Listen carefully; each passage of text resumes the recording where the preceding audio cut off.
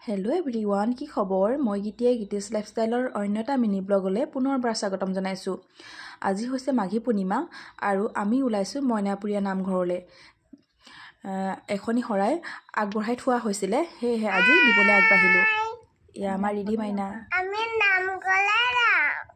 এইফালে ৰিধি মাইনাকো উলিয়াই মেলি ৰেডি কৰিলোঁ। এয়া আৰু এইফালে হৈছে হাজবেণ্ড। শৰাই বস্তুখিনি আমি কিনিয়ে লৈছোঁ। তাত তেল শলা ল'ম আৰু চাকিৰ কাৰণে তেল শলা গছ তাতে ল'ম। আৰু এইফালে আমাৰ ৰিধি মাইনাই নামঘৰতো আমাৰ যিহেতু ঘৰৰ কাষতে সেৱা কৰি ল'লে। আৰু এয়া আমি আহি আছোঁ নামঘৰলৈ বুলি। এয়া মইনাপুৰীয়া নামঘৰ গেটৰ ভিতৰেদি আমি সোমাই গৈছোঁ আৰু আমি আহি পালোহি নামঘৰ। এইফালে আমি এতিয়া নামঘৰ ভিতৰলৈ যাম আৰু প্ৰথমে ভৰি হাতকেইটা ভালকৈ ধুই ল'লোঁ।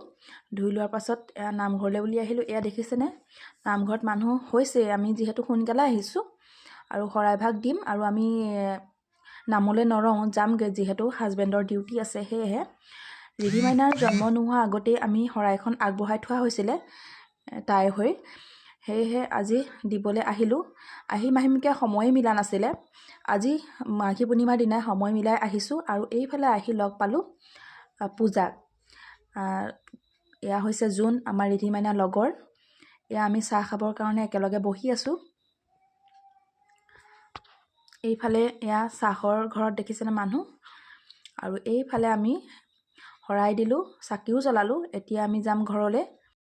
এইফালে নামঘৰৰ পৰিৱেশটো আপোনালোককো অলপ দেখাই দিলোঁ। দেখিছেনে কিমান মানুহ হয়? মাঘী পূৰ্ণিমাৰ দিনা যথেষ্ট মানুহ হয় আৰু আহি খুব ভাল লাগে। পৰিৱেশটো সঁচাই খুব ধুনীয়া।